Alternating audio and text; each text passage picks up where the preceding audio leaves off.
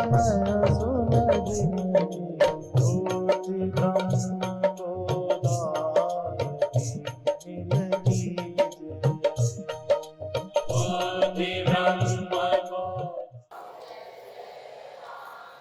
श्री राम जय जय राम। सनातन धर्म की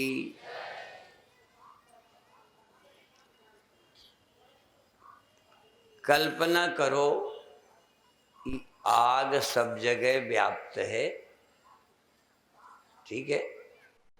शायद सब लोग नहीं भी जानते होंगे, पर जैसे पत्थर में आग है, लकड़ी में आग है, कपड़े में भी है, पर कपड़े को जलाती नहीं है, नहीं आपका कपड़ा ही ना बचता, ठीक है। और वो आग जो व्यापक है कहीं कहीं दिखाई पड़ती है, वो दिखाई देने वाली बड़ी खतरनाक है। दिखाई देने वाली आग काम की भी है और नुकसान भी करती, उससे लोग जल जाते हैं, घर जल जाते हैं, और वही हमारी रोटी बनावे, चाय बनावे। तो आग जिससे हम परिचित हैं वो दिखती है। यद्यपि ये पहले बोल चुका हूं कभी, पर याद दिलाकर आगे की बात कहना चाहता हूं। रामायण में कहते हैं आग को एक दारुगत, एक दारू माने लकड़ी, एक दारुगत, एक लकड़ी में है, छिपी है, और देखिए एक दिखाई देती है। पावक युग सम, पावक युग दो आग की तरह। पावक युग, युग माने दो, दो आग की तरह ब्रह्म विवेकु, ब्रह्म का विवेक दो आग की तरह है। एक तो सब जगह है, एक कहीं कहीं है, और दोनों के लक्षण बिल्कुल उल्टे। जो कहीं कहीं है वो जगती है, बुझ जाती है। जो कहीं कहीं है वो छोटी बड़ी है, एक समान नहीं है, कहीं बहुत है कहीं थोड़ी है। दिया जले चाहे बल्ब जले, कहीं बहुत रोशनी कहीं कम, कहीं बहुत जलाने की दाहकत्व शक्ति, भागना पड़ जाए, और कई जगह अपना काम चलाओ, रोटी बनाओ।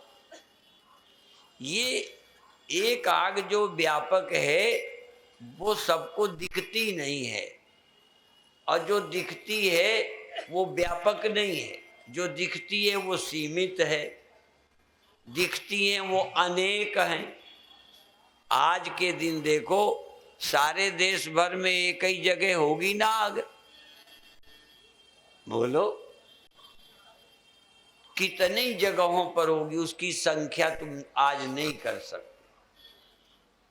कोई बता दे कि आज दिन भर में कितने घरों पर, कितनी माचिस पर, कितनी लालटेनों पर, दियों पर, बल्बों पर जल रही, संख्या नहीं है। लेकिन अब थोड़ी सी बात समझानी है कि मान लो जब आग जल जाए तो अकल हो, और बुझी के पास अकल ना हो। जो सब जगह है उसे अकल नहीं है, और जिसे अकल है वो सब जगह नहीं है, ठीक। तो जो ब्रह्म व्यापक है उसको अकल नहीं है, बुद्धि नहीं है, और जिसके पास अंतःकरण बुद्धि है वो सब सीमित हैं, अलग अलग हैं। तो ब्रह्म ही क्या हो गया? जीव हो गया। जगने लगा, सोने लगा, जन्मने लगा, मरने लगा, एक दूसरे से लड़ने लगा। तुम अलग मैं अलग। ये अलग अलग कौन है? ब्रह्म ही। ब्रह्म ही अलग अलग है, और ब्रह्म ही सब में एक है। अब जब हम कहेंगे कि तुम ब्रह्म ही हो, तो ब्रह्म तो आनंद भंडार है, राग द्वेष नहीं है, जन्मता मरता नहीं है, व्यापक है। उसके हमारे लक्षण मेल नहीं खाते। अब देखिए, फिर ध्यान दो, उसी आग को, अब आग दूसरे के काम आती है, चलो अच्छा है, नहीं आती कोई बात नहीं। मुख्य बात यह है कि यदि उसके पास अकल आ जावे तो पैदा होने के बाद मरने को डरेगी। पर व्यापक जो है, पहले वो कभी जन्म ही नहीं देखा तो मरेगी क्या? व्यापक अग्नि ने अपने होने का ख्याल ही नहीं, उसे कल्पना नहीं कि मैं हूं, और जहां हूं की कल्पना है वहां जन्म है, मृत्यु है, भेद है, भय है, चिंता है। ये सब तुम जलती हुई आ गई हो। और ब्रह्म सब जगह समान अग्नि के तरह है। तो वेदांत की भाषा में समान चेतन, समान चेतन माने आग की तरह सब जगह बराबर, और विशेष चेतन माने जहां भी मालूम पड़ता है। तो विशेष चेतन बहुत हैं, समान चेतन एक है, पर कोई विशेष चेतन उससे अलग नहीं है। तो जब तक ये उसका भजन न करे, उसकी याद न करे, पहचान न करे, तब तक इसे जन्मने मरने का खतरा रहेगा, जलेगा। ये हमारे दुख का कारण है, अलग अलग हमारा होना, व्यापक को भूल जाना। और भी बताऊं, ये जलाना और जलना, जलना और जलाना, जानना और जानने में आना, जानने में आना और जानना, ये कब? जब विशेष हो गए। समान अवस्था में ब्रह्म किसी को जानते ही नहीं, वहां जानना और जानने वाले दो नहीं है। यही अद्वैत है। अद्वैत का मतलब ब्रह्म ने दूसरा देखा ही नहीं। ब्रह्म इतना है, अकेला है कि ब्रह्म ने किसी और को नहीं देखा। ब्रह्म में जड़ चेतन इस तरह का भेद नहीं है। जड़ चेतन का भेद, लकड़ी और आग का भेद समान अग्नि में नहीं है। समान अग्नि में लकड़ी और आग का भेद नहीं, दुश्मनी नहीं, बैर नहीं, प्यार, रह रहे हैं। लकड़ी और आग इकट्ठे रह रहे हैं। ऐसे ही संसार और ब्रह्म एक जगह रहते हैं, न जगत दिखे न ब्रह्म देखे, न वहाँ कोई जन्मे न कोई मरे, रहते सब उसी में हैं। सारी दुनिया हो, जन्म मरण नहीं, हानि लाभ नहीं, चिंता नहीं। ये कहाँ गया? जहाँ विशेष। आग जलाने कब लगी? जब विशेष अलग अलग हो गई, वो जलाने लगी। जलने वाला और जलाने वाला, दाहक और दाई है। ये भेद अग्नि में सदा और सर्वत्र नहीं है। दृष्टा और दृश्य, ज्ञाता और ज्ञेय, जानने वाला और जानने में आने वाला, ये भेद ब्रह्म में नहीं है। ये तो पैदा होने पर है। हम जानने वाले हैं इसको, हम देख रहे हैं इसको, हम खा रहे हैं इसको। ये जो भेद है, ये जीव है। जब तक जीव नहीं, भेद नहीं। और जब तक भेद नहीं, राग द्वेष नहीं, भय नहीं, चिंता नहीं, हानि नहीं। हानि नहीं तो भय कैसा? और लाभ की कल्पना।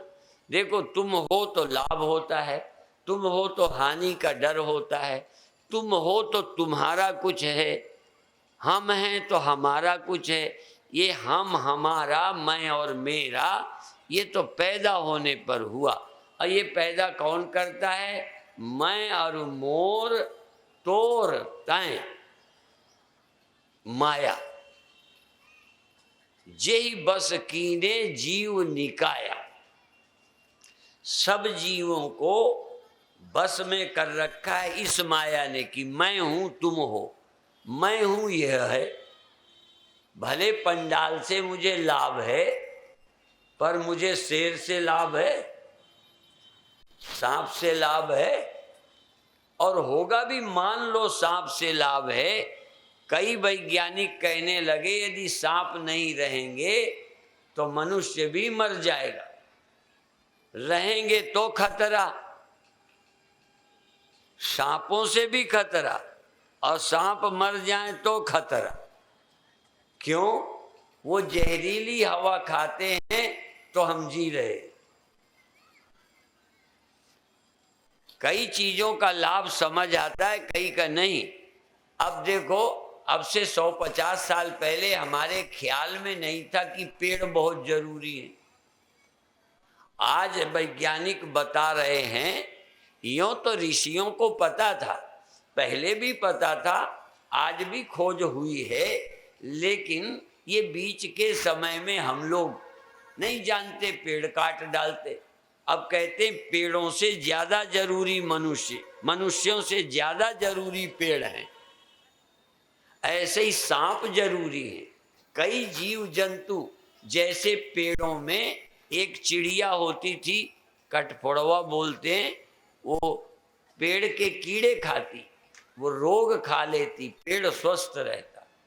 अभी देखो, अब जगह जगह केंचुआ खाद। पहले खेतों में बरसात में कितने केंचुए होते थे, खेती भी जोतते में केंचुए। अब केंचुए मिलते नहीं, अब केंचुआ की खाद बनानी पड़ रही है। पहले सहज बनाते थे, अब वो जो तुम केमिकल वाली खाद डालते हो ना, केंचुए मर गए। अब अलग से केंचुआ पालने पड़ेंगे। वो खाते हैं, निकालते हैं, खाद बन जाती है। मिट्टी को जब खाते थे तो खेती उपजाऊ थी। अभिप्राय है कई चीजों की जरूरत तुम नहीं समझते, पर अब समझना पड़ रहा है। नहीं समझते थे हम देसी गाय की कीमत, आज समझ में आई। विदेशी गाय में वो तत्व नहीं है जो भारतीय देशी गाय में है। दूध जरूर ज्यादा दिखाई पड़ता है, ये ज्यादा के चक्कर में सब चौपट हो रहा। अब से 50-100 साल पहले कितने लोग बीमार थे, अब कितने हैं? अब हॉस्पिटल भरे पड़े हैं। मेरे गुरुदेव ने 100 वर्ष की आयु में, इतने वर्षों में हमने 12 वर्ष तो देखा, क्या खाते थे, कैसे रहते। अब हम भोजन से ज्यादा दवा खाते हैं, लगभग ब्रेकफास्ट की तरह गोलियां खानी पड़ती।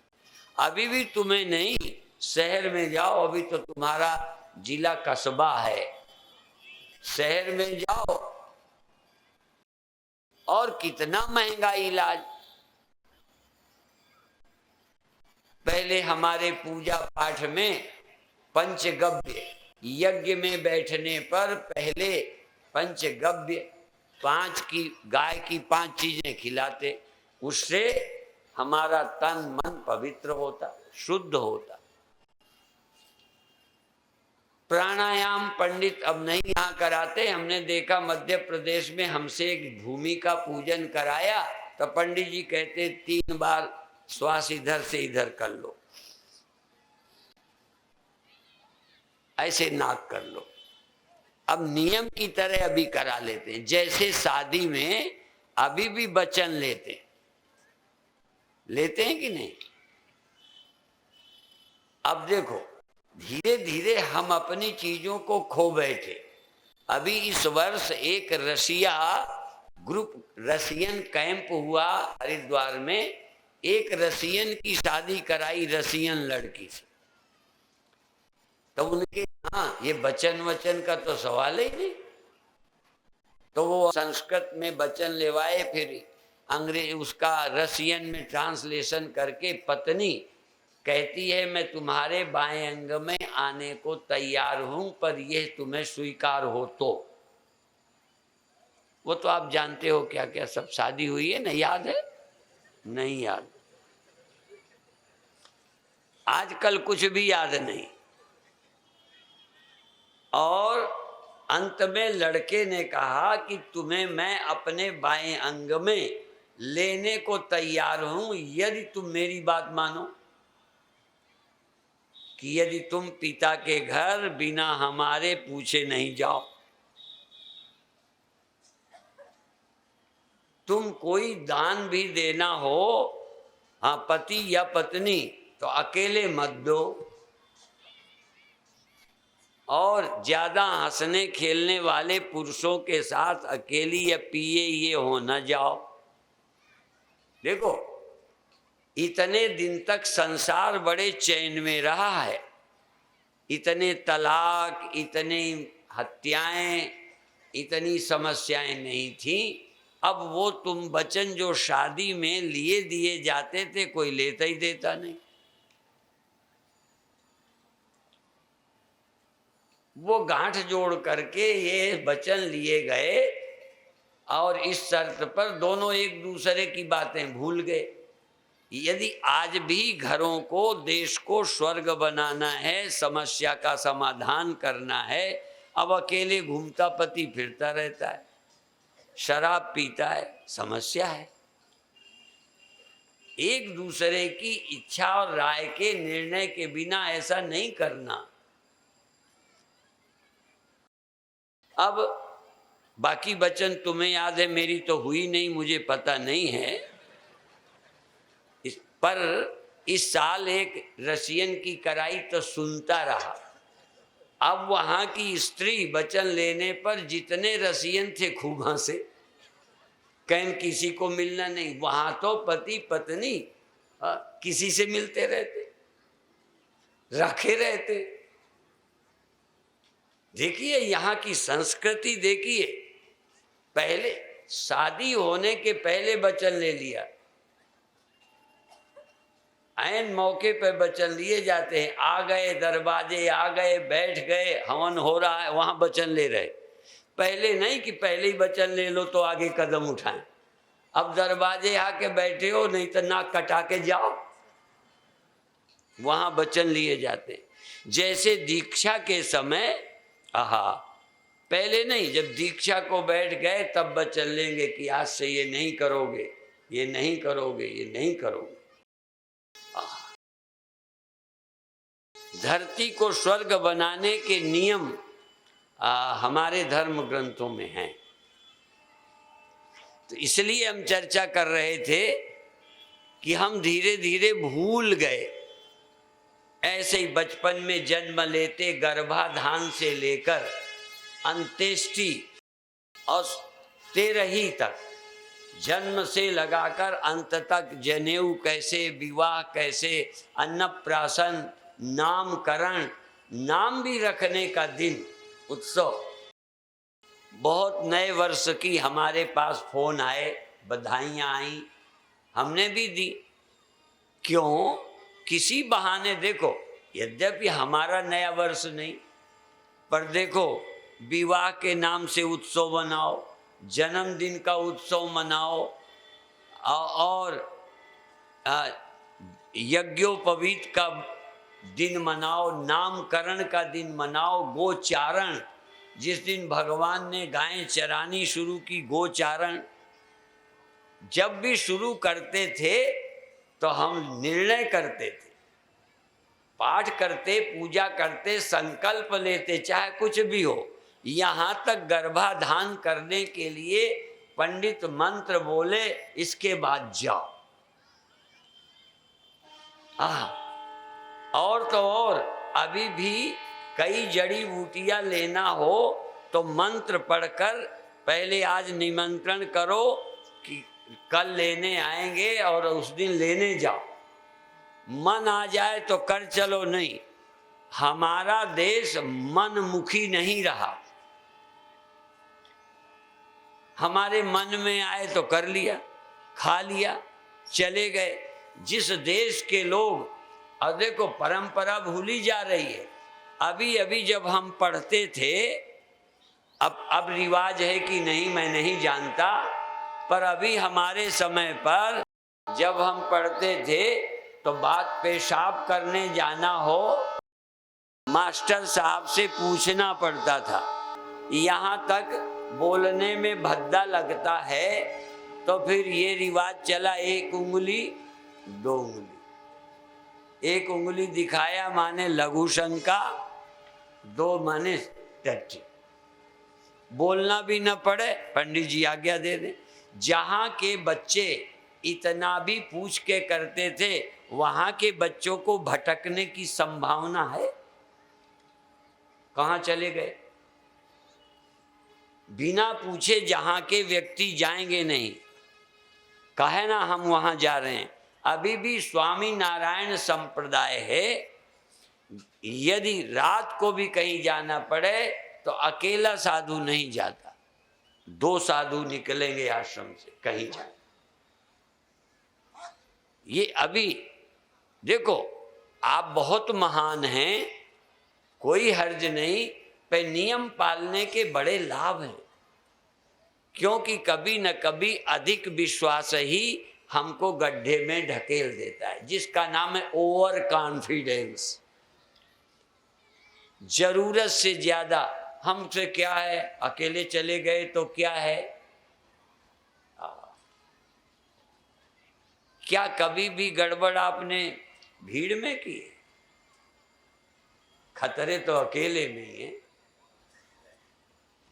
इसलिए आज्ञा पर चलना, और इसीलिए गीता और ग्रंथों में क्या कहा, शास्त्राज्ञा से चलना।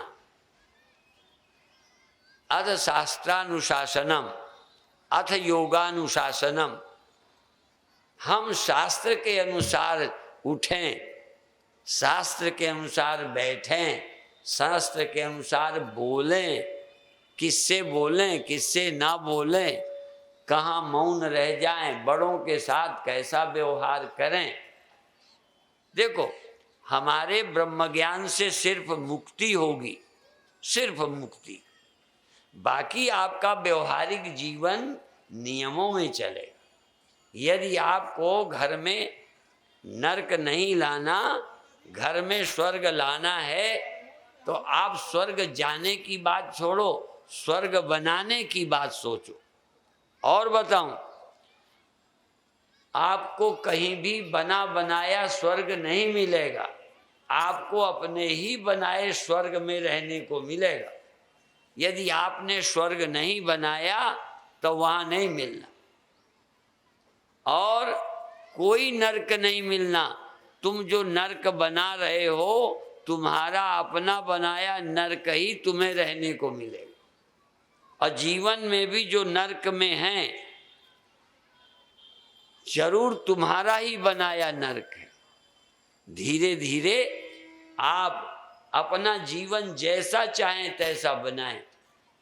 एक भारत में हर मिलापी संत हुए। जब देश का बंटवारा हुआ तो अपने समाज को लेकर यहाँ आए। फिर पंजाबी समाज में उनका प्रचार होता रहा, काफ़ी जनता उनको मानती, अब शरीर नहीं है, पर हमारा मिलना जुलना हुआ। वो कहते थे, बोलो जीवन कैसा है, ऐसे पूछते थे, बोलो जीवन कैसा है, तो कहते थे जैसा बना लो वैसा है। चाहे इसको नरक बना लो, चाहे इसको स्वर्ग बना लो, चाहे इसको शराबी कबाबी मांसाहारी बना लो, चाहे शाकाहारी बना लो।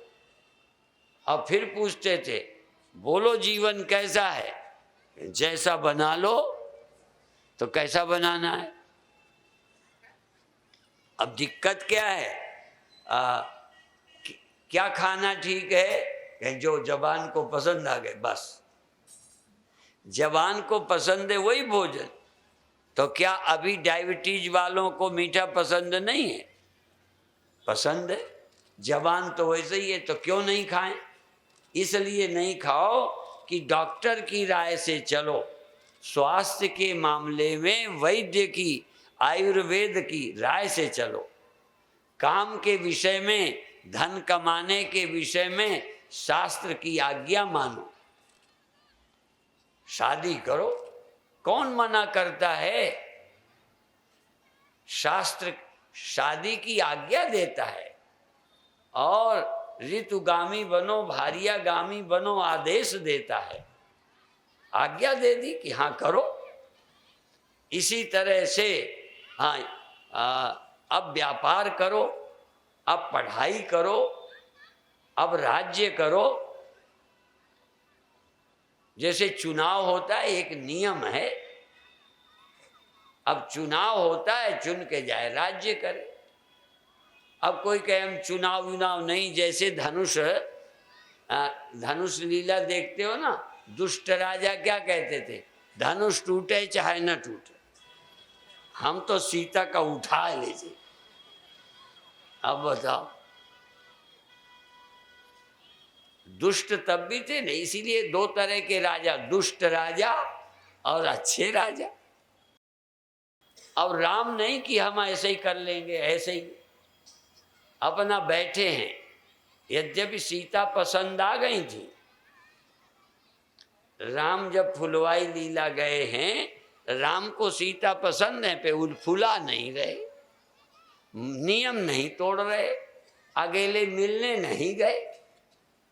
अभी आप रामायण और भागवत की बात को लेके निरंजन ज्योति से सुन रहे थे कि भगवान राम का जीवन अनुकरणीय है, क्योंकि इन्होंने फुसला बोरा के सीता को मिले गई थी, नहीं ले गए।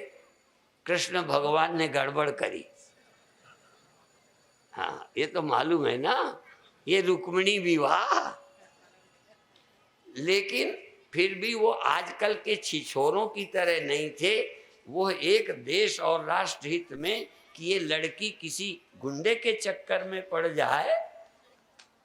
यदि तुम्हारी बेटियां फुसला के कॉलेज में कोई विजाति अपहरण करे, फुसला ले, तो इसके पहले विधिवत उसकी शादी हो, और नहीं होती तो कृष्ण जैसे व्यक्ति चाहिए कि इनको संतुष्ट करें, गुंडों से बचाएं।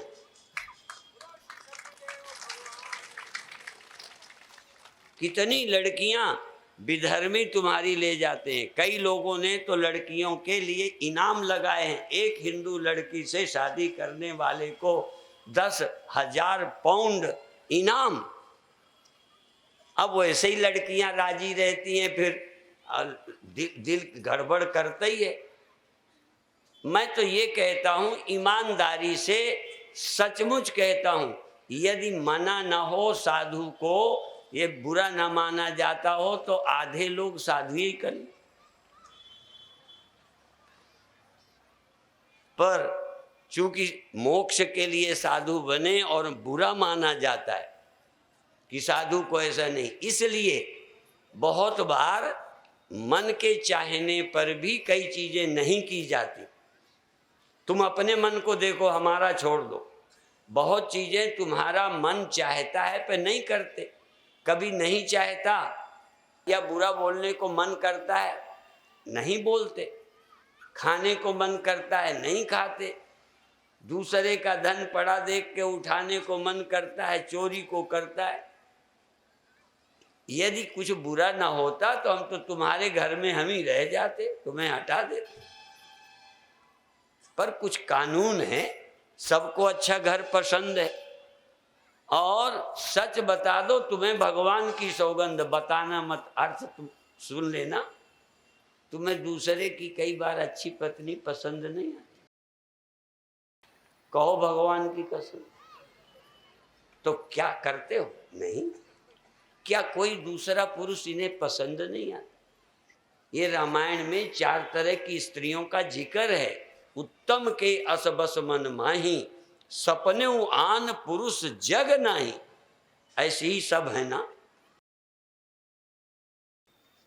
फिर आखिर इस मन की हालत को समझो कि उत्तम स्त्री की कोटि में जाना कोई खेल है? और पार्वती का तो रिकॉर्ड ये है कि जन्म लेके मृत्यु के बाद दूसरा जन्म लेके भी उन्हीं से ब्याह किया। एक जन्म की तो छोड़ो, विदेशों में एक ही जीवन में कितने बदल लेते हैं। धन्य है सती पार्वती कि शरीर छोड़ने के बाद जन्म लेके उन्हीं से ब्याह करती हैं। अब पहचानती हैं कैसे होता है तो लंबा चक्कर ये। हमसे कोई पूछे कि पहले जन्म में भी आपके हम चेला रहे होंगे, मैंने कहा भैया मुझे पता नहीं है, लेकिन ये भी कमाल। पर ये जरूर है कि कोई न कोई हमारा पुराना प्रारब्ध ही मिलाता है और हटाता है, इतना पक्का है। यदि पार्वती का आकर्षण न भी पहचानती हो, शंकर की तरफ है और विष्णु की तरफ नहीं है, तो जरूर कोई पुराना प्रारब्ध है। कभी कभी देखो किसी को देख करके मन सहज प्रसन्न होता है, कोई अभी परिचय भी नहीं, किसी का बैठना उठना देख के सहज प्यार आता है, और किसी को देख करके लगता है ये तो हट जाए। औरों को छोड़ो, मुझे कई भक्त कुछ मुझे दे न दे उनका अच्छे लगते हैं, और कई मुझे देते भी हैं। मैं व्यास गद्दी से बोल रहा हूँ, कई मुझे लाखों देते हैं पर पसंद नहीं है। क्या करूं? ये पसंद और अपसंद ये बड़ा कहीं गहरा है। जो पार्वती को शिव ही पसंद आते हैं, ये प्रकृति ने व्यवस्था कर रखी है। तो इसलिए हम ये कहना चाह रहे हैं कि आपका जीवन किसी अज्ञात शक्ति से नियंत्रित है। यदि कैकेयी ने वरदान मांगा, इतनी भली जो अपने पति के रथ में उंगली लगा सकती है, एकदम ऐसी दुष्ट हो सकती है? इतनी जिद करे, पैर पकड़कर दशरथ मनाते हैं, नहीं मानती। वही स्त्री कितनी अच्छी, क्या हो गया? पर मंथरा ने कान भर दिया। ये देखो, साथ वालों से, चाहे चेले हों, चाहे चेली हों, चाहे नौकरानी हो, सावधान रहना। नौकर यदि मालिक को कह दे वो ठाकुर साहब ऐसा कहता था, आप अपने नौकर की मान लोगे। ये पास में रहने वाले का मंत्र बहुत असर करता है। अब मंथरा ने कैकेयी के दिमाग में डाला। अब मंथरा को क्या लेना देना, क्योंकि दशरथ की मृत्यु होना है, पुत्र वियोग में होना है। उन्होंने बाण मारा था श्रवण कुमार को, इतनी पूछी पीछे व्यवस्था है। तो सरस्वती ने, और राम को वनवास देकर सैकड़ों भक्तों का उद्धार कराना है, इतनी बड़ी पीछे स्कीम, सरस्वती ने मंथरा की मति फेर दी। अब देखो सीधा, देखो देखो कमाल, देखो सीधा सीधा सरस्वती कैकेयी की ही फेर देती। सीधा कैकेयी की मति फेरो। देखो ये भी एक ढंग है, किसके द्वारा जल्दी असर पड़ेगा। तो हाँ, तुम किसकी मानोगे? कई बार एक ऐसा समय आया, एक नेता हमारे पास आया, कहता आपको गौशाला से बहुत प्रेम है, गायों से बहुत है, इतनी जमीन दिलाएंगे, पर ये चुनाव के समय ये एरिया छोड़ के उधर चले जाओ। उसका इरादा था कि यहाँ ये रहेंगे तो वो न जीतेगा। कई जगह तो बैठने का असर पड़ जाता है। यदि कई जगह ऋषि जहाँ रहते थे, इतनी दूर तक माया नहीं जाती थी, तो कई जगह संत बैठे रहे तब भी बेईमानों को मौका नहीं मिलता। अभिप्राय ये है कि सरस्वती ने मति फेरी। अब सरस्वती को क्या अटकी थी? उनको पता है किसको किस कर्म का फल मिलना चाहिए, किसके द्वारा किसका उद्धार होना है, वो सब सरस्वती को मालूम। इसलिए जो हमारे साथ होता है ये ऐसे ही नहीं है। ये हमारा मिलना, बिछुड़ना, जवान होना, बूढ़ा होना और मर जाना, बीच में ही पति का न रहना, पत्नी का न रहना, बेटे का बिछो हो जाना, पिता का मरण हो जाना। यदि राम का किसी पुराने योजनाबद्ध है दशरथ की मृत्यु, तो हमारे बाप की मृत्यु, हमारे बेटे की मृत्यु ऐसे ही हो जाती है। यदि एक बार अपने ग्रंथों पर पूर्ण आस्था करो तो जो हो रहा है वो हमारे अपने कर्मों का है। काऊ न को सुख दुख कर दाता, निज कृत कर्म भोग सब भ्राता। हाँ, निश्चिंत रहना सीखो, और जो होना होता वही है, जो मंजूरे खुदा होता है। मुद्दई लाख चाहे तो क्या होता है, तो क्यों ज्यादा छाती कूटते हो। सुख हर सही जड़, दुख बिल खाही, सम उर्धीर धरें दो माही। जो धीर वाले हैं दोनों में, या समझदार दोनों में धैर्य रखते हैं, बहुत फूलते नहीं हैं, अनुकूलता में बहुत फूलते नहीं हैं, प्रतिकूलता में हाय हाय नहीं करते। जड़ सुख हर साई जड़, ज्यादा खुश होते हैं सफलता में जड़। और जड़ यहाँ का ना, ऐसे ही वहाँ है। कहू जड़ जनक धनुष के ही तोड़ा। परशुराम कहते हैं, ऐ जड़ जनक, बोल धनुष किसने तोड़ा है। आहा, तो यहाँ पर भी सुख हर सही जड़, और दुख बिलखाई। दुख में ज्यादा बिलखते हैं जड़, और ज्यादा फूलते हैं जड़। और धैर्यवान विवेकी दोनों में सम रहते हैं। ठीक है, ये देखिए, यदि आपको जीवन धन्य करना है तो इन सूत्रों को जीवन में याद रखो। ये कथा सुन के इसलिए मैंने बताया था कि जैसे शादी ब्याह में वचन लेते हो, परवाह छोड़ दी, ऐसे ही प्रवचनों में भी आप सुनना है, सुन लिया हो गया। कुछ लेने आओ, कुछ वचन ले जाओ, कुछ उपदेश ले जाओ और घर में पालन करो। घर में स्वर्ग ना आवे तो कहना, तुम मत जाना स्वर्ग। स्वर्ग की ऐसी तैसी जो ना आवे, स्वर्ग को आना पड़े। कदम जो बढ़े मंजिल की तरफ तो सामने मंजिल आ जाए। मंजिल दौड़ कर आएगी, मंजिल तुम्हारे चरण चूमेगी। चरण चूमने का मतलब मंजिल तुम्हारे पैरों में आएगी। जहां जाना है, चलते हो ना, तो वो जगह तुम्हारे चरणों में आती कि सिर पे आती? चरणों में आ जाती। जहां जाना है वो चरणों में। ये मुक्ति तुम्हारे चरणों की दासी होगी। चलो तो तुम, भगवान आ जाएंगे तुम्हारे हृदय में, तुम्हें नहीं जाना पड़ेगा। इसलिए आपसे निवेदन है कि धीरे धीरे आप अपने जीवन को विवेकी बनाओ, सूझबूझ बनाओ। हम हर चीज को नया मानकर याद करके जीते।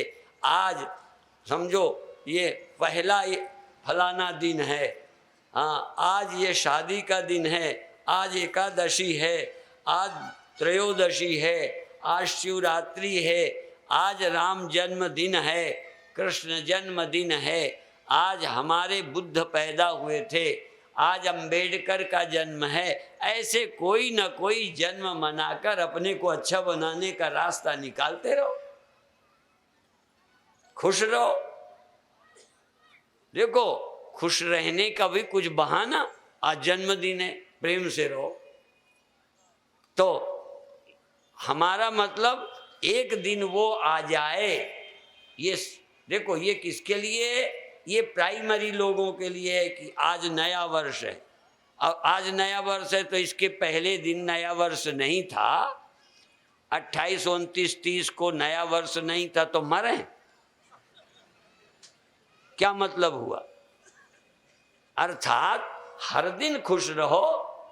हर दिन को खुश रहने के लिए कोई सोच अच्छी करो, पॉजिटिव सोच करो कि आज तो ये तारीख है, आज तो हमारे पिता का ये था, आज तो हमारे ऋषि का जन्म है, आज तो बुद्ध हैं, आज तो फलाने नेता पैदा हुए थे, आज के दिन उनका अवतार हुआ था। हाँ, हमारे इतने देवता रोज खुश नहीं हो सकते। इस अर्थ में यदि विदेशी सही और आज आप खुशी से जिएं, ये सोचें तो जेल में हम आज सब कैदियों को कहा कि इनमें सब अपराधी नहीं हो, अपराधी नेचर के नहीं हो, पर अपराध हो गया। मैंने तो ये तक कहा, मैं जो कुछ झूठ नहीं बोलता, साधु हूं या नहीं हूं, पर कुछ साधुता हमें रोकती है और कुछ डरपोक और कायर भी हैं। नहीं, कई नेताओं को और कई, बुरा नहीं माने, कई सरकारी कर्मचारियों को मैं गोली से मार दूं जो लूट रहे हैं। हम अच्छा काम कर रहे हैं, वो रिश्वत मांग रहे हैं। हम विद्यालय चला रहे हैं, विकलांग बच्चों का विद्यालय चलाते, हमसे भी ले रहे हैं। तो क्या करने लायक है बताओ? आरती करूं? तो पर मेरी हिम्मत नहीं, मैं कायर हूं और कुछ थोड़ा साधु हूं तो रुक जाता हूं, नहीं तो लाइन में फूलन देवी की तरह खड़ा करके इनको मारना चाहिए।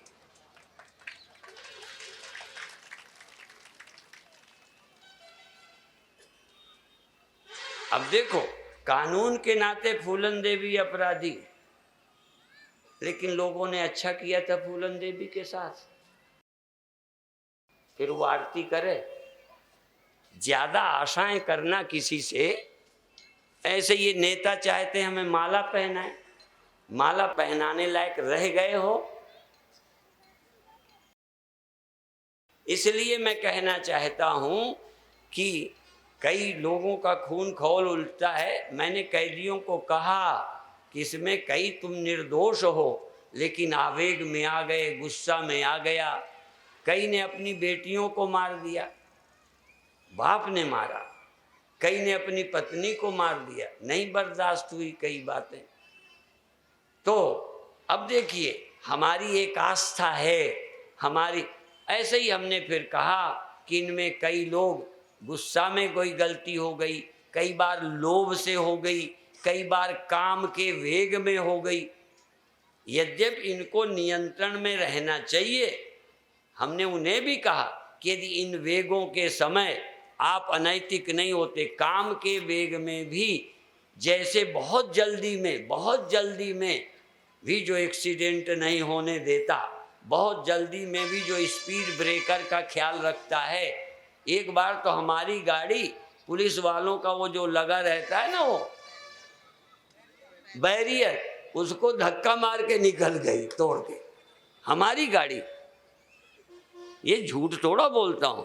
तो जैसे बैरियर हैं जीवन के, उनको तोड़ करके जो इतना काम का वेग ना हो, इतना क्रोध का वेग ना हो, इतना लोभ ना हो कि हम चोरी करने लगे, इतना क्रोध ना हो कि हम इतना मान के भूखे ना हो कि तुम उठ के खड़े नहीं हुए तो तुम्हें उठा के दे मारे। अरे नहीं खड़े हुए, हम पंडित हैं या बड़े हैं, तुम चलो कुछ सही, तो हम नहीं खड़े हुए तो क्या करें? इतना वो बेचारा खड़ा हो और हम बैठे बर्दाश्त न कर पाए। हमारे अंदर तो विवेक हो कि खड़े नहीं हुए तो मैं क्या चीज हूं जो इससे इतनी आशा करूं? मैं भी एक इंसान हूं, ये नहीं मान देता तो ना दे। चलो मैं साधु ही हूं, चलो मैं ब्रह्म ज्ञानी हूं, चलो मैं बहुत महान हूं। तो बहुत महान का मतलब है कि छोटा सम्मान न करे तो परेशान हो जाए। हमारे यहाँ नीति का ये भी तो वचन है, क्या है वो, क्षमा बड़न को चाहिए, छोटन को उत्पात। अरे बड़े आदमी के तो लक्षण है कि छोटे का उत्पात हजम कर ले। तुम जितना ही बड़े होगे उतना ही बर्दाश्त क्षमता बढ़ जानी चाहिए। और मूर्ख आदमी जितना ही बड़ा होता है ना, उतना ही क्रोधी हो जाता है, उतना ही अत्याचारी हो जाता है। इसीलिए ज्यादा जो सक्षम हैं उनको बड़ा विनम्र होना चाहिए। बहुत बड़े हों और छोटे को भी लगे जैसे मुझे कितना मेरे को चाहते हैं। भगवान किससे नहीं मिलते? भालुओं को, बंदरों को साथ कर लिया, वनवासियों को साथ कर लिया, जंगली लोगों को, केवट मल्लाहों को दोस्त बना लिया। आहा, राम से सीखिए। एक राजकुमार सबसे कैसे मिलता है? गले, हाँ, केवट को गले लगा कर मिलते। ये छुआछूत का लांछन लगाने वाले, हाँ, हम अभी अभी तक, हमारे समय तक भी ये बहुत छुआछूत थी। छुआछूत बहुत अच्छी नहीं है। वैज्ञानिक देखो, सबसे ज्यादा यह छुआछूत छोड़ो, हमारे अंदर हीन भावना, सुपीरिटी, इतना अपने को बड़ा मानो कि तुमसे मैं मिल न सकूं, बैठ न सकूं। अभी मेरी बात कह दी, मैं वहाँ चला गया। ये तो एक उदाहरण है। मैं तो अमृतसर जाता था तो कुछ बड़े बड़े लोग आए, कहने लगे देखो स्वामी जी, हम अच्छी व्यवस्था करेंगे, देखो तुरंत आश्रम बन जाएंगे। एक इनकम टैक्स के वकील के पास ले गए, एक इनकम टैक्स अधिकारी के पास, ऐसे बड़े बड़े, एक डॉक्टर के पास, एक किसी ने, ऐसे 2-4 जगह ले गए। अब एक दिन मैं रिक्शे में बैठ के किसी के घर जाने लगा, तो कहने लगे ये क्या? तो मैंने कहा देखो, चाहे आश्रम बने चाहे ना बने, मैं तुम्हारी बात इतनी तो मान सकता हूं कि बड़ों के यहाँ चला गया, ना नहीं किया, इतना क्या कम है। पर तुम छोटों के यहाँ जाने को मना करो तो ऐसी तैसी में आश्रम जाए। हाँ, जो हमें छोटे से मिलने ना दे। इसीलिए ये नियम अभी तक नहीं है मेरा। अब जाने से थकने तो लगा, अब इतना शरीर साथ नहीं देता, लेकिन मैं कहीं ये नहीं है कि तुम गरीब हो कि अमीर हो, इसका क्या मतलब? गरीब के दिल नहीं होता। ऐसे पैर छूने का भी नहीं है कि गरीब तो नहीं छू सकता, अमीर छू सकता है। ये जरूर है कि छूने से मैं गिर सकता हूँ, पैर पकड़ना भीड़ में अच्छा नहीं मानता, बाकी आराम से दूर से हाथ जोड़ोगे तो हृदय से आशीर्वाद दूंगा। हाँ, वैसे आशीर्वाद की तो क्षमता हम में है ही नहीं। सबको आशीर्वाद देने वाले, वरदान देने वाले, कृपा करने वाले करुणा सागर एक ही हैं, वो अनेक नहीं हैं, और सबके अंदर है, सबके फलदाता। तुम बहुत अच्छी श्रद्धा करोगे, भले मैं आशीर्वाद बोल दूं जबान से, पर तुम्हारी भक्ति है तो भगवान को पता नहीं, मुझे थोड़ा देना पड़ेगा। और यदि इधर से भी दिया गया तो दिलाने वाला वही है, वही आशीर्वाद दिलाता है, वही श्राप दिलाता है। और किसमें दम है जो कुछ दे सके? दाता एक राम, भिखारी सारी दुनिया, सारा संसार भिखारी है, कौन दे सकता है? फिर भी जो भगवान के भक्त हैं वो भगवान की तरह हो जाते हैं। जो भगवान में जीते हैं उनमें भी समता आ जाती है। राम में भी समता है, तो इसलिए कि वो उसकी याद करते हैं जो एक है। भगवान शिव में महानता है तो उसकी एक की याद करते हैं।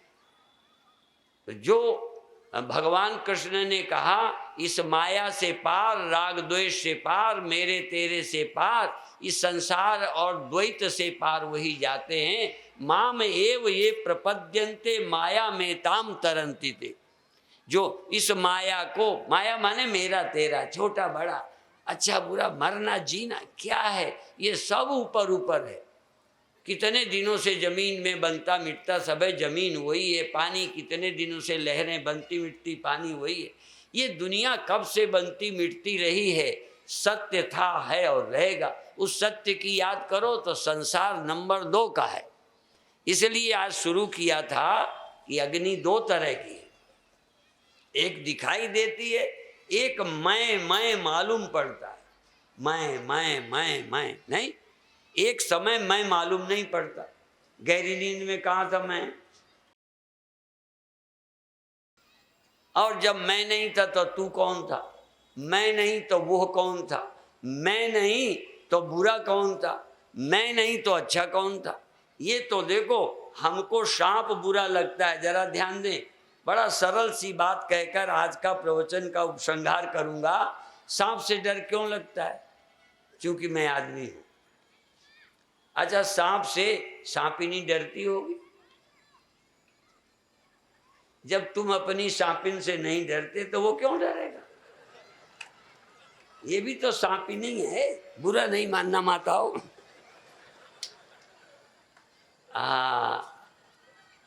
अब वो समझाने के लिए है। इसलिए नारी तो हमहु करी तब हम रहे अचेत, जब जानी तो परिहरी नारी नर की वेल। अब जहर है, अब देखो, पर जहर भी कुछ दिन बड़ा अच्छा लगता है, जहर भी अच्छा लगता है, प्यार आता है। और इस जहर से कई काम हो रहे हैं, सृष्टि चल रही है, पर इतना अमृत नहीं है। एक दिन जहर तो हो ही जाएगा। अमृत भी कभी जहर होता है, जहर भी कभी अमृत होता है। ये सृष्टि का नियम बड़ा विलक्षण है। तो बिताना तो ये था कि सांप से क्यों डर लगता है, क्योंकि मेरा देह आदमी का है, आदमी के देह को सांप से खतरा है, सांप के देह से सांप को कोई खतरा नहीं। इसी तरह से हर को खतरा क्यों है? देह की उपाधि के कारण किसी उपाधि से प्यार आता है। तुम मनुष्य उपाधि के हो इसलिए स्त्री अच्छी लगती है, पुरुष उपाधि, स्त्री उपाधि को पुरुष अच्छा लगता है। उपाधि बदल जाए, कदाचित इलाज के द्वारा पुरुष स्त्री बना दिया जाए, स्त्री को आदमी बना देना, तो इनको ये जो मोह न नारी नारी के रूपा पन्नगारिया चरित अनूपा, तो नारी को नारी आकर्षित नहीं करती, प्यार नहीं आता, पुरुष से आकर्षण है, पुरुष को स्त्री से है। यदि तुम्हारा शरीर स्त्री का कर दिया जाए, आजकल होने लग गए, तो तुमको स्त्री से प्यार नहीं रहेगा, तुम्हें स्त्री से प्यार इसलिए कि तुम अभी पुरुष हो। और फिर अभी बूढ़े हो जाओगे ना, जब 80 वर्ष के हो जाओगे, तब कह दिया जाए एक ब्याह और कर लो, तो कहोगे मखौल न करो। या पेट भरा हो, अजीर्ण हो गया हो, पेट खराब हो, हमको क्यों खिलाने से चिढ़ आती है? खाना थोड़ी बुरा है, अच्छा भोजन थोड़ा कभी बुरा होता है।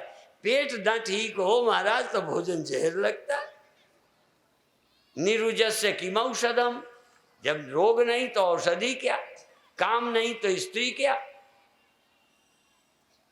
काम के कारण स्त्री है, लोभ के कारण धन मूल्यवान है। गधे से पूछो रुपये पसंद है उसे? ये एक आई दो पाया विचित्र गधा है, ये रुपया अच्छा लगता है, क्या है रुपए में? कई बार सामान लेते हो मिलता है, इसलिए वैल्यू बढ़ गई, लेकिन गधों को पैसे से कोई आकर्षण नहीं, और इन स्त्रियों से मक्खी को कोई आकर्षण नहीं। ये बैठती भी है ना तो सुंदरता के कारण नहीं बैठती। यदि मक्खी किसी स्त्री को पसंद भी कर रही, स्त्री को नहीं कर रही, सुंदरता को नहीं, वो जो थोड़ा आंख में नाक में गंदगी है ना उसके कारण। और क्या प्रिय है उस, हर आदमी की प्रियता अपनी है। तुम चूंकि चमड़ी की कीमत जानते हो ना, वो नाम नहीं लेता तुम, वो हो ना चमड़े के पारखी, इसलिए तो हर आदमी की वैल्यू क्या है? दिमाग बदल जाएगा, वैल्यू बदल जाएगी। इसलिए साधु की निगाह में इंद्रासन भी बेवकूफ़ी है, इंद्र भी गरीब लगता है। सचमुच वैराग्य हो, पद की आकांक्षा न हो, मान का भूखा न हो, ऐसे ऊंचे पद के जिसको मान नहीं चाहिए, बताओ क्या कभी रह गए? अभी तो कई काम ब्याह शादी में जो लाखों फूके जाते हैं, तो ब्याह शादी की तरह पंडाल सजाता। अब ये पंडाल ज़्यादा नहीं सजाया, फिर भी पहले से थोड़ा अच्छा है, तो क्या प्रवचन नहीं हो सकते? कितने आदमी पैसे फूकता है अच्छा लगने के लिए, फलाने के लिए, मान के लिए, बड़ो अच्छा पंडाल, और फिर सम्मेलन वाले खुश भी होते हैं, स्वामी जी कितना अच्छा है। मैंने कहा बहुत, क्योंकि अच्छा न कहें तो अगले साल साथ ही ना देगा। हम तो छोटी छोटी बातों में फूल जाते हैं, इसीलिए काम लेने के लिए गुब्बारे में हवा डालनी पड़ती है। हम जानते हैं गुब्बारा कैसे फूलेगा, जब मान देने से फूल जाता है। तो ये दुनिया क्या है, तुम छोटे छोटे मान में देखो, मान अच्छा लगना, लेकिन सावधान रहो, मान नहीं तो क्या हो जाएगा, लोग अच्छा न कहेंगे तो क्या होगा। और देखो हमें भी परवाह है अच्छा लगने की, क्यों है? इसलिए नहीं कि तुमसे हमें दूध निकालना है। फिर सुन लो, तुमको मैं अच्छा लगूंगा, तुमको मैं श्रेष्ठ लगूंगा, मैं सौगंध करता हूं, इससे मुझे खुशी नहीं, मुझे क्या दे दोगे। लेकिन यदि मैं तुम्हें अच्छा लगूंगा तो तुम्हें मैं फायदा पहुंचा सकूंगा, क्योंकि अच्छा लगने से तुम मेरी बात सुनोगे। ये तुम मेरे से चिढ़ जाओगे तो तुम्हारे पैर छुआने की मुझे इच्छा नहीं, तुमसे मान की नहीं, पर तुम जिसकी इज्जत नहीं कर सकते उसकी बात भी सुन नहीं सकते। इसलिए हमको श्रद्धा करनी चाहिए। इसी तरह भगवान की भक्ति क्यों न भक्ति करो, लो ऐसे ही जान लो भगवान को। पर यदि मयि आसक्त मना पार्थ, यदि तुम मुझसे आसक्त न होगे तो संसार की आसक्ति नहीं जाएगी। इसलिए भगवान तुम्हारी आसक्ति के भूखे नहीं हैं, पर उन्हें पता है कि जब जो सुख तुमको संसार से मिलता है वो प्यार से, भक्ति से यदि मेरे से तुम्हें मिलेगा, मेरे से माने भगवान कह रहे हैं, मैं नहीं, भगवान कहते हैं जो सुख तुझे दुनिया से मिलता है यदि मेरे प्रेम से, मेरी भक्ति से मिलेगा तो दुनिया से तू ऐसे ही मुक्त हो जाएगा। दुनिया में फंसे क्यों हो? सुख के कारण। और जो मान, जो प्यार, जो यश भगवान के नाम से मिल जाए। आज अब देखो, हमको सच बताएं, हमको मान नहीं मिल रहा, क्या मिल रहा है?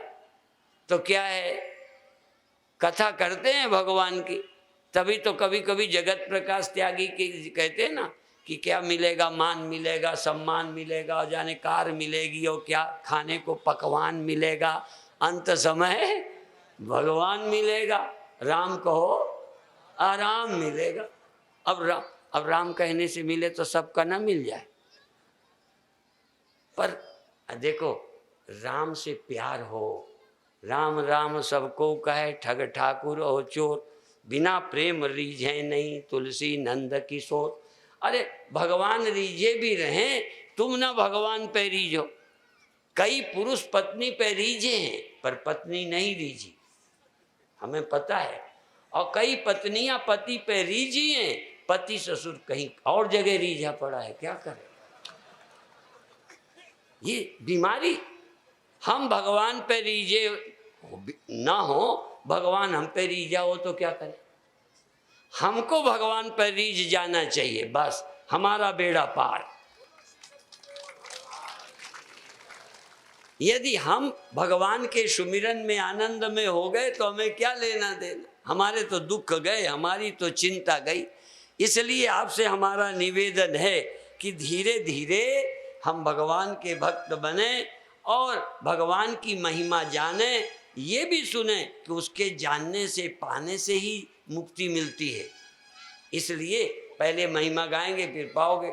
अब देखो हमारा भी मन हमेशा नहीं लगता, देखो झूठ नहीं बोलते, ठीक। अब नाक कटने का डर नहीं रहा तो सच बोल देते। पहले डरते थे कि लोग क्या कहेंगे, अपनी कमी बता देंगे तो हमारी नाक कट जाएगी। अब लगता है कट जाए तो कट जाए, सच तो बोलना चाहिए, ठीक है। तुम्हारी बनी रहे, मेरी कटे तो कट जाए। मैं ये कह रहा हूं कि जान गए हैं कि परमात्मा का, ब्रह्म का स्मरण चाहे भेद से करें चाहे अभेद से, शांति भगवान के स्मरण में। जैसे घड़े की मौत का ख्याल, घड़े की मौत का ख्याल यदि बुद्धि होती तो घड़े की मौत का ख्याल किसके याद से जाएगा? मिट्टी की। क्या याद करे, मिट्टी है, घड़ा कुछ नहीं, और मैं उससे अलग नहीं, गई मौत। जब मिट्टी मरेगी नहीं और तू मिट्टी है, घड़े से पूछो तू मिट्टी से स्वतंत्र अलग है और मिट्टी की मौत होगी। यदि मिट्टी को पहचान गया और मिट्टी ही उसका स्वा है तो घड़ा रहे न रहे, दिखता भर है तो मिट्टी, उससे अलग नहीं है तो मर कैसे जाएगा? कबीर साहब कहते राम मरें तो हमहू मरिए, राम नहीं हम काहे को मरिए? राम नहीं मरेगा तो हम कैसे मरेंगे? मैं क्यों चिंता करूं?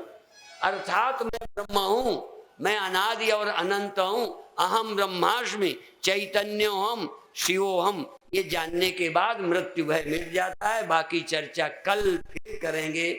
ओम शांति।